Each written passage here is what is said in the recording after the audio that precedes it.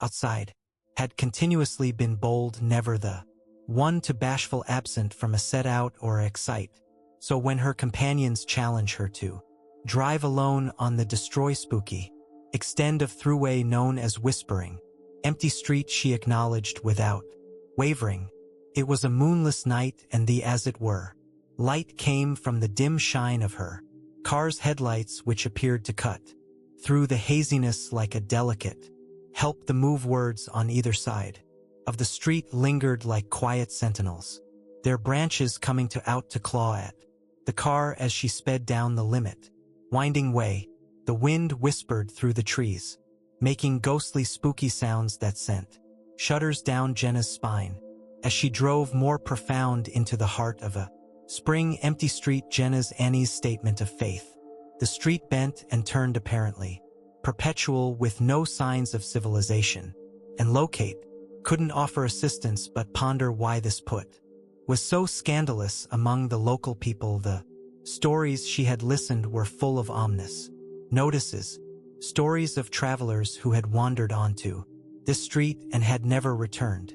Abruptly the radio crackled to life. It had been quiet the complete travel, but presently it transmitted a misshaped voice.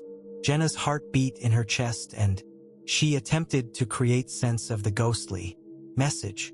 The voice murmured, nearly unintelligible but particular sufficient to send a chill down her spine. Her grasp on the controlling wheel fixed, and she squeezed her foot harder on the quickening agent.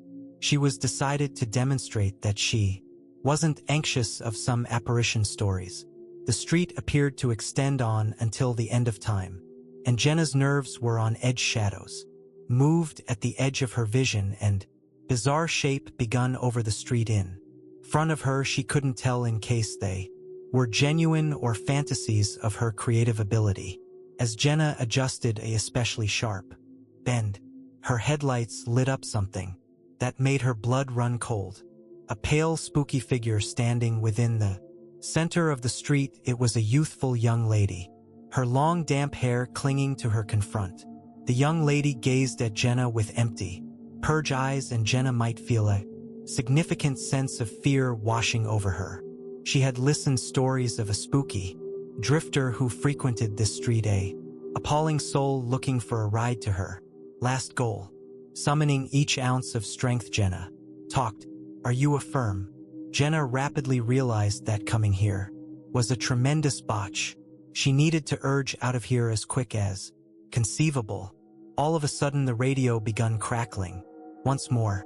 I think I've fair one more mile to go. At that point it'll be all over. I'll never have to come back here once more. Inept radio, why is it not turning off? Like numerous others who took a off-base turn and got misplaced on whispering empty street. Jenna tragically never returned back, and no one will ever know what happened to her.